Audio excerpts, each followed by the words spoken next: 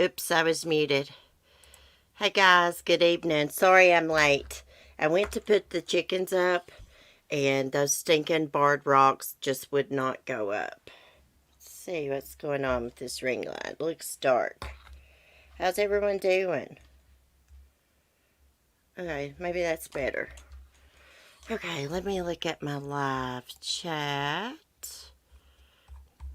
Cement Shoes, Lisa Irwin, Vicky, Charlie Girl Says, Samara, Sandy. Hey guys, how's everyone doing? Oh my gosh, I'm burning up. I gotta take this sweater off. Let me get my stuff out of my pockets. Okay, let me get over to my StreamYard so I can see what I'm doing. Oh no. Oh, here it is. I thought I lost my chapstick. So we're going to do The Bell Witch of Tennessee. I'm going to read y'all a story. Oh, let me get this shirt off, guys. It's killing me. It's killing me. Oh, yeah. I got my flat iron. It's really, really nice, too. Okay. Ah! And I got my shirt. Check it out. It says, Classy Chick. It's really cute. She has red heels on. Okay, let's get situated. Okay. I wish I'd have brought my phone in here, but I didn't, so I'm going to have to pull this up on my laptop. Lady. Let me get it pulled up, guys. So this is one of the oldest ghost stories in U.S. history. This is a famous story here in the South. Okay. Let me get it pulled up. I've been watching a documentary about it today. Very, very interesting. Okay, here it is. Let's get started. Now, if y'all have any stories you would like for me to read, like such as Mothman, things like that, leave me a comment. We'll try to do a stream. And I'll read it to you guys. I need some spectacles. Clean my glasses. I'm so unprepared. I really thought my chickens would be up by 8:15, and I got over there and those stinking barred rocks would not go up. They are so freaking stubborn. But let me look at the chat one more time before I get started.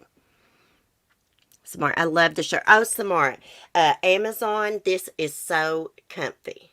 Now, I ordered an extra large, which it fits really good, and it's pretty long. But next time, I'm going to order an extra large. That way, it'll be long enough for me to wear with leggings and stuff. Hey, Sapphire, I wish I had my desk light in here. Let me say something.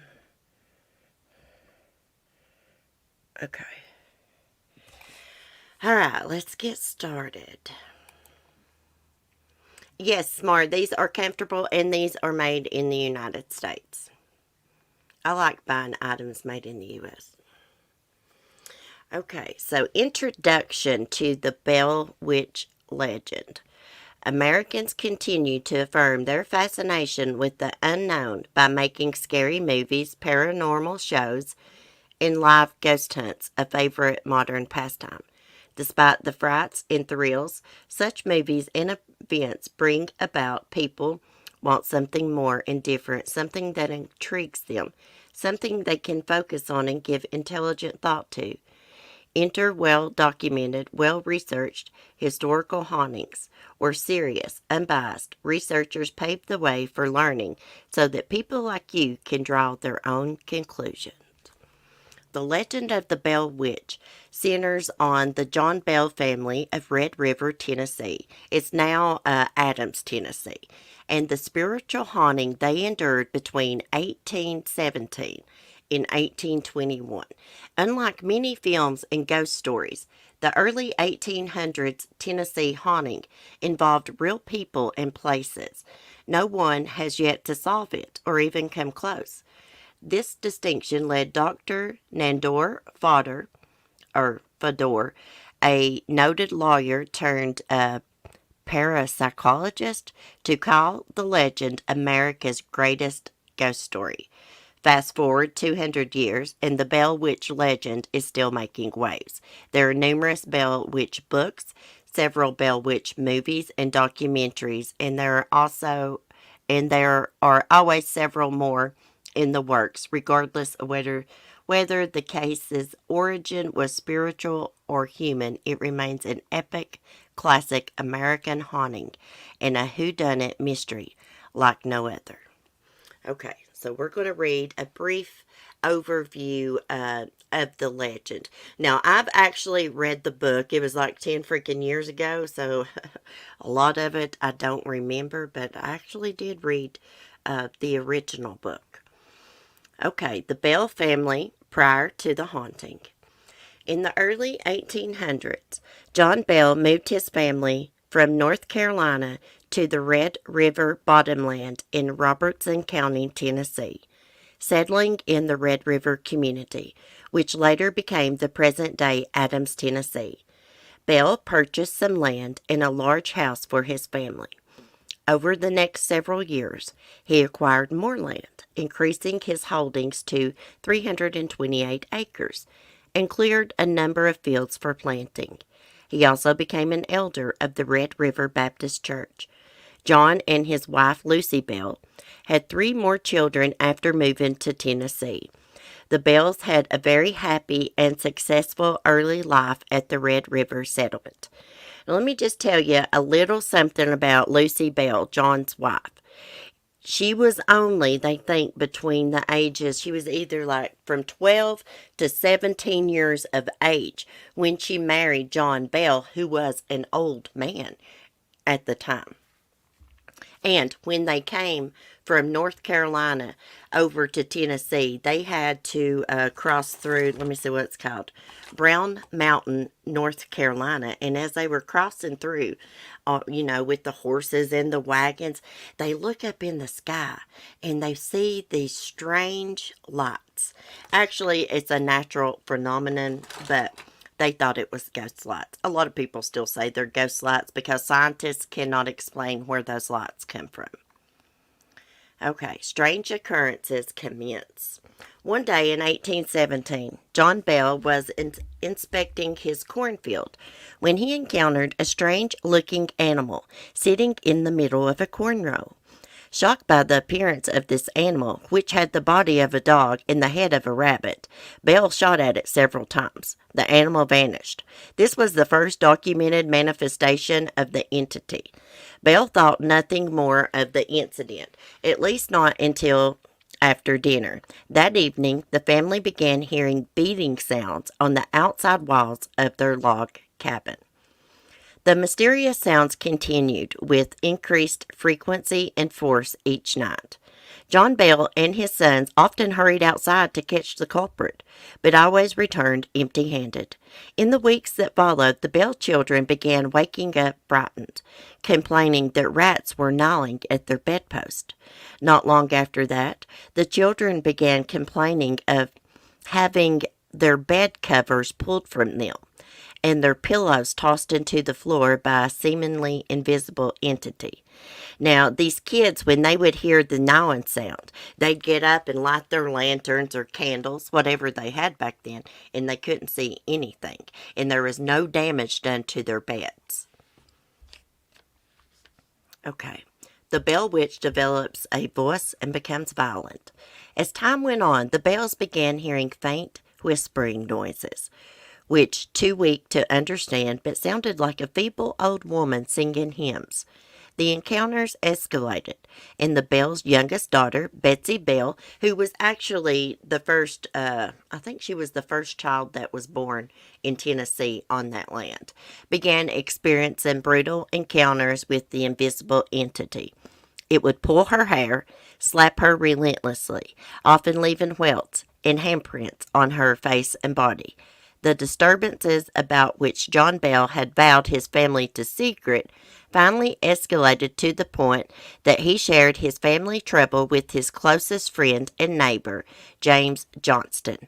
Now, it was said that Betsy woke up and couldn't move from her bed one time because her hair was tied around the bedpost in knots. The entity's voice strengthened over time and became loud and unmistakable. It sang hymns, quoted scripture, carried on intelligent conversations, and once even quoted word for word 2 sermons that were preached at the same time on the same day, 13 miles apart.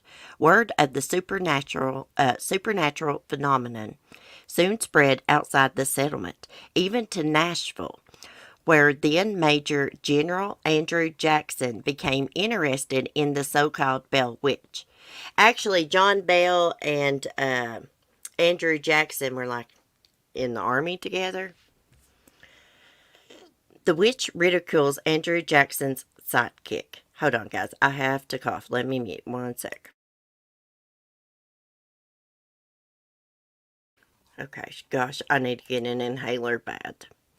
John Bell Jr., along with his brother Drury Bell and Jesse Bell, had fought under General Jackson in the Battle of New Orleans. A few years later, in 1819, Jackson heard about the disturbances at the Bell home and decided to pay a visit and investigate. As Jackson's entourage, consisting of several men, well-groomed horses, and a large wagon approached the Bell property, the wagon jolted to a sudden stop. It had become stuck in a muddy creek bed, and the horses were unable to pull it. At least that was what the men thought. After several minutes of cursing and trying to coax the horses into pulling the wagon, Jackson proclaimed, "By the eternal boys, that must be the Bell Witch." Then suddenly a disembodied female voice told Jackson that they could proceed and that she would see them again later that evening. They were then able to proceed across the property, up the lane, and to the Bell home. That evening, Jackson told old war stories while his entourage set up their tents in John and Lucy Bell's yard. One of the men claimed to be a witch tamer. After several uneventful hours, he pulled out a shiny pistol and proclaimed that its silver bullet would kill any evil spirit that it came into contact with. He went on to say that the reason nothing happened to them was because whatever had been haunting the Bells was scared of his silver bullet. Immediately, the man screamed and began jerking his body in different directions, complaining that he was being stuck with pins and beaten severely.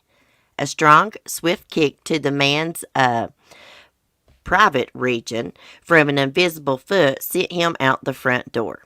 Angry, the entity spoke up and announced that there was yet another fraud in Jackson's party, and that she would identify him the following evening. Now terrified, Jackson's men begged to leave the Bell farm. Jackson insisted on staying. He wanted to know who the other fraud was. The men eventually went outside to sleep in their tents while continuously begging Jackson to leave. What happened next is not clear, but Jackson and his entourage were spotted in nearby Springfield early the next morning, going back to Nashville. Some allege that Jackson later proclaimed, "I would rather fight the British at New Orleans than fight the Bell Witch." The Bell Witch sets her sight on John Bell. The disturbances decreased after Betsy and Joshua's engagement. Wait, did I skip something? No, I didn't. Okay, the disturbances decreased after Betsy and Joshua's engagement ended, but the entity continued to express disdain for John Bell. So once Betsy got engaged, a lot of things, the paranormal experiences increased in the house. The entity was more violent, slapping the kids and leaving welts on them and stuff. But then after Betsy and Joshua's engagement ended, it kind of calmed down and then went after John Bell. So it relentlessly vowed to kill John. Bell had been experiencing episodes of twitching in his face and difficulty swallowing for almost a year, and it grew worse with time. By the fall of 1820, his declining health had confined him to the house, where the malicious entity continuously removed his shoes when he tried to walk, slapped his face when he recovered from his numerous seizures. Her shrill voice was heard all over the farm, cursing and chasing old Jack Bell, the nickname she had given John Bell. John Bell breathed his last breath on the morning of December 20th, 1820, after slipping into a coma a day earlier. Immediately after his death, his family found a vial of strange black liquid in the cupboard. John Jr. sprinkled 2 drops on a cat's tongue. The cat jumped up in the air, rolled over in midair, and was dead when it hit the floor. The entity then explained, "I gave old Jack a big dose of that last night, which fixed him." John Jr. tossed the mysterious vial into the fireplace. It burst into a bright blue flame and shot up the chimney. John Bell's funeral was one of the largest ever held in Robertson County, Tennessee. People attended from miles away, and 3 preachers, 2 Methodists, and one Baptist gave him eulogies. As the crowd of mourners began leaving the graveyard, the Bell Witch entity laughed and sang a song about a bottle of brandy.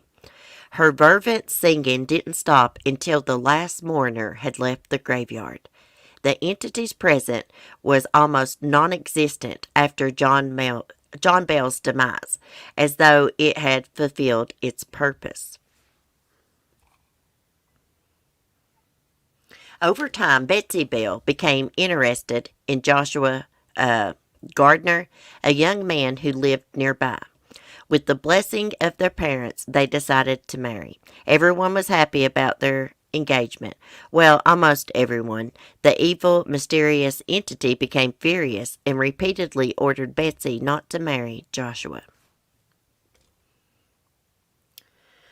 Now, Joshua was Betsy's former school teacher. Professor Richard Powell had been noticeably interested in Betsy for some time and had expressed interest in marrying her when she became older. By some accounts, Powell, who was 11 years Betsy's senior, was a student of the occult. He was a mathematical genius and well versed in horticulture and geology. He was secretly married to a woman in nearby Nashville, Esther Scott, during the time he lived and taught school at Red River, and perceived as a happy-go-lucky bachelor, and expressed his unwavering fondness for Betsy Bell. According to early accounts, Powell politely expressed his disappointment with Betsy's engagement to Joshua and wished her a long and prosperous marriage. She had all kinds of suitors. Betsy and Joshua could not go to the river, the fields, or the cave to play without the entity nagging them. The constant pressure was more than Betsy Bell could handle, and on Easter Monday of 1821, she met Joshua at the river and broke off the engagement. I think that is when the entity, I don't know why it put this part of the story down here. That should have been up at the top. I don't know, but that's when she broke up with Joshua, that's when the entity went after John Bell. Okay. So in April of 1821, shortly after Betsy Bell had broken off her engagement, the entity visited John Bell's widow, Lucy Bell, and told her that it was leaving but would return in 7 years. The entity returned in 1828 as promised. Most of the return visit centered on John Bell Jr., with whom the entity discussed the origin of life, civilization, Christianity, and the need for a major spiritual reawakening of particular significance when its prediction of the Civil War and other major events, some of which she missed. I think this is wrote poorly, but it's the only one I could find. The entity bade farewell after 3 weeks, promising to visit John Bell's most direct descendant in 107 years. The year would be 1935, and the closest living direct descendant at the time was Nashville physician Dr. Charles Bailey Bell, a neurologist, and John Bell Sr.'s great-grandson. Okay, let's read about the promised 1935 return.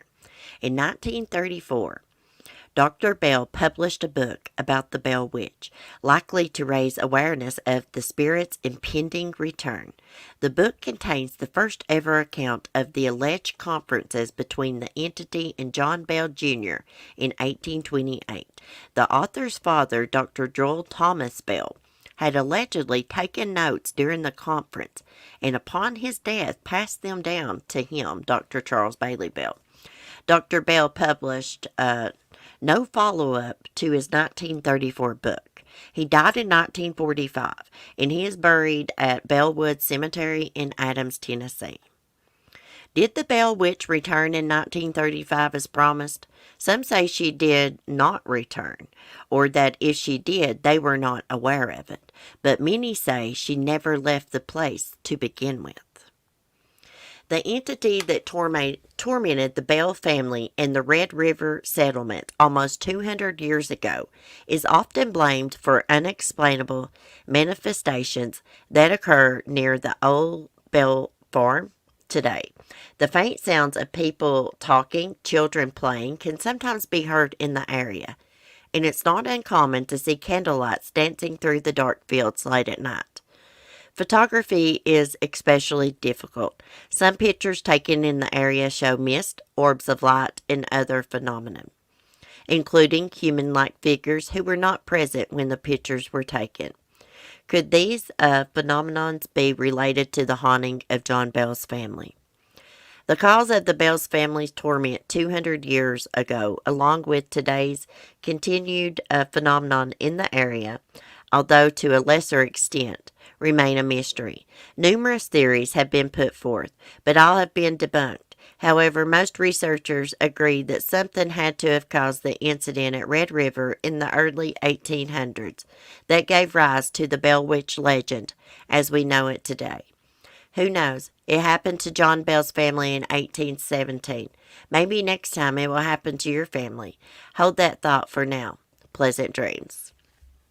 Okay, so it is rumored that the Bell Witch haunted the Bell family. Actually, the Bell Witch was not a witch at all.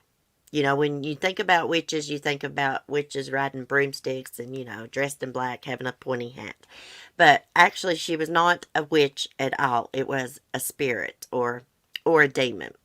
Now, John Bell had a dispute with one of his neighbors. I cannot think of her last name, but her first name was Kate, which is so weird because this is what the entity called herself. She called herself Kate. But he had a dispute with this lady landowner. Most ladies back then were not landowners, but her husband had died, so she had took over the business. But a lot of people think that she put a spell on John Bell because he ripped her off out of some land. Cece reads well, like an audio book. Great job, Cece. Some of the words I got stuck on, some of the sentences didn't make sense.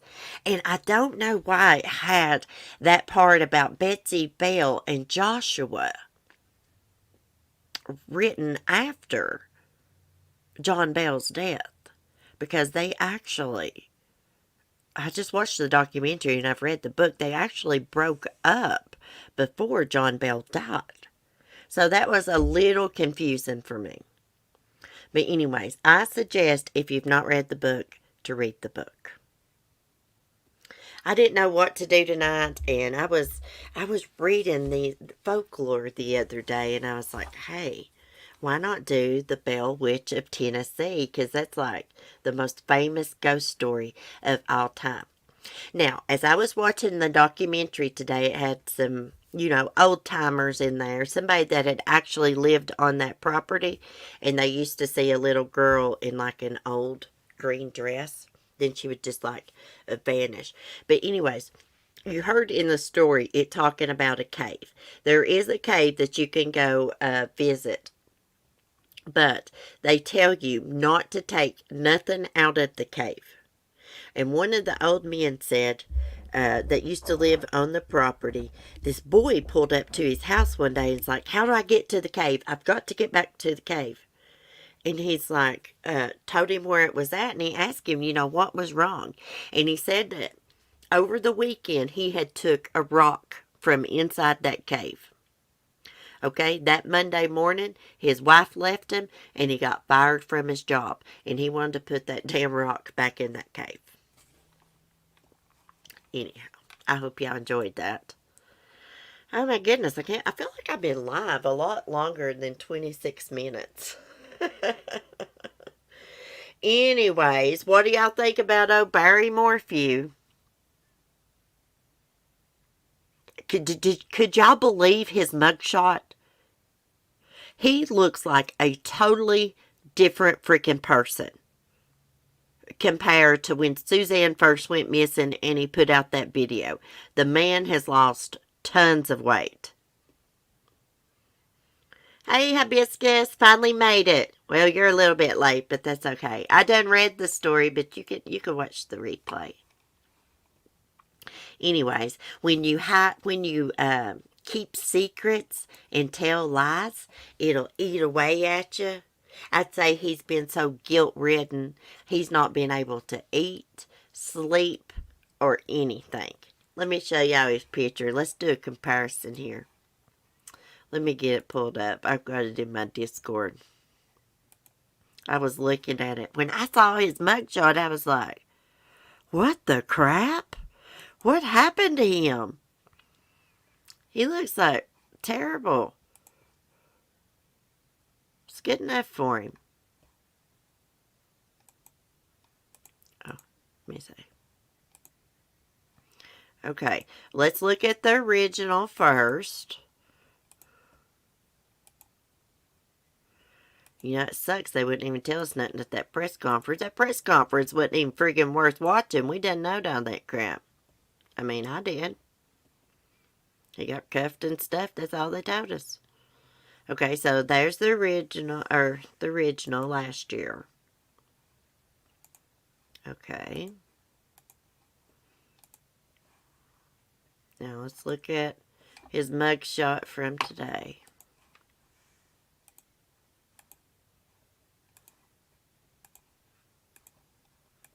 Okay. Look at that crap. I'll fix the side by side tonight so we can do a side by side comparison in the morning, because I definitely want to be talking about it a little bit. I've already got us some topics lined up for in the morning, and I'm done forgot what they are.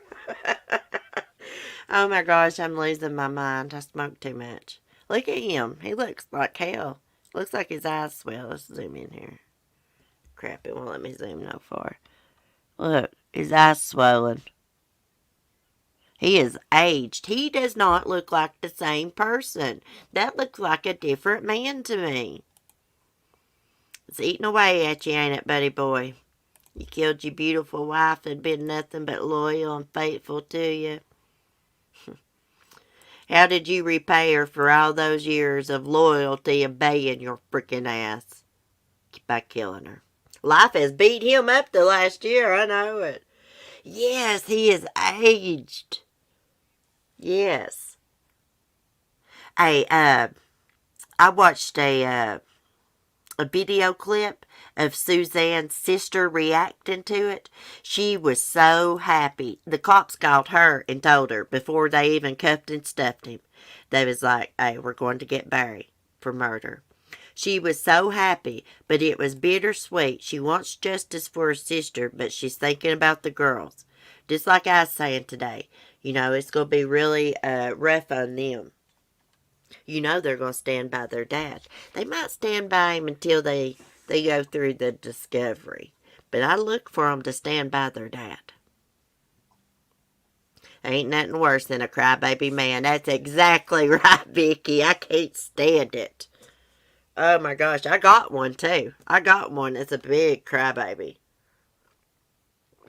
And I'll just be honest with y'all. I'm probably getting ready to go through a big, big life change, and y'all's getting ready probably to go along with me. I don't know when it's going to happen, but I'm getting ready to be single. You know, thank God I'm not legally married. That's all I gotta say. Thank God I'm not legally married. You know, you just come to a certain point in life. You just get tired of the bull crap, you know.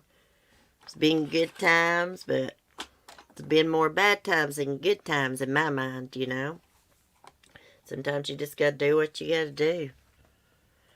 Might work it out, might not, but as of right now, you know, I think I just want out. Yeah, I think I just want out. I'm just, you know, guess I'm kind of tired of the old-fashioned relationship kind of deal. You know, since I got my YouTube channel, I've really grown as a person and got my independence. And, you know, I'm just like I try to explain to him, I'm like on a different journey in life to where I want like smooth sailing and to be happy and stuff. And he's like really negative a lot because, you know, traumatic brain injury and stuff. And, you know, it's just really hard to live with, guys. It's really hard to live with. Yeah, it'll be okay. Yeah, it'll be okay. You know, nothing's settled yet, but, you know, it's been on my mind for a while, guys. We've been having problems for a while. I don't get on here and share it. We live totally separate lives. I sleep on the couch, and I do my own thing, you know. Oh, no problem, Light Feather. Like, I hate keeping stuff from y'all, but you do not want to share too much personal stuff on here. I probably shouldn't even have said it, but, you know, I did make a couple little comments today, like, you know, when we were talking about Suzanne, I know what it's like to want out. And you just get to a certain point in your life to where you're like, hey, I don't want to do this anymore. I don't want to be bossed around and, you know, have to ask every little thing and stuff, you know. Yes, I have y'all, Samara. I have y'all. I mean, I love my subscribers, my friends. I don't even like saying subscribers, friends on here. Yes, it's okay not to be okay. I mean, I'm sure I will probably cry at one point if things proceed, but I reckon we're going to try to stick it out till Smokey passes. God, I'm going to cry. I've cried over my dog before my relationship. That's bad. I guess that's bad. I don't know. But, and then I reckon I'm going to stay here and he's going to go to his mom's. You're forced to be reckoned with, Cece. Yes, and you know what? For a long time, guys, for a long time, everything was his way. If he didn't want me to do something, I didn't do it, which I still respect him in that way, but just every little thing, even like asking to buy something. I have to ask to buy stuff unless I have money on my debit card or I get my YouTube money. And, you know, it's just gotten old. I used to be really submissive and I'm not anymore, and it's caused problems. Because I won't go and stand up for myself. I'm not going to let anybody talk to me bad and just like not say anything. I hold my tongue a lot, you know, because I'm thinking traumatic brain injury, you know, pick and choose your battles. But crap, I'm tired of it. Just tired of it. It's not bad. It's what you care about. Yeah. It's okay to cry. You're human. Yes. I get really emotional about Smokey. Really, really emotional. I don't know what I'm going to do when one of these dogs die. I mean, Mommy Mars, she got through it. She lost one of her fur babies. Prayers for her still, because I know she's still hurting. But I don't know. I don't know if I'll get through it. If she can do it, I can do it, I guess. But it could be worse. I could have a sick child, you know. Could be Timothy, but anyways. We'll talk more about this on one of my other evening streams, maybe. Maybe when I don't have it set to where everybody in the public can see it. Because you can fix it where only channel members can see the stream going on and chat, you know. But I usually just leave it as public.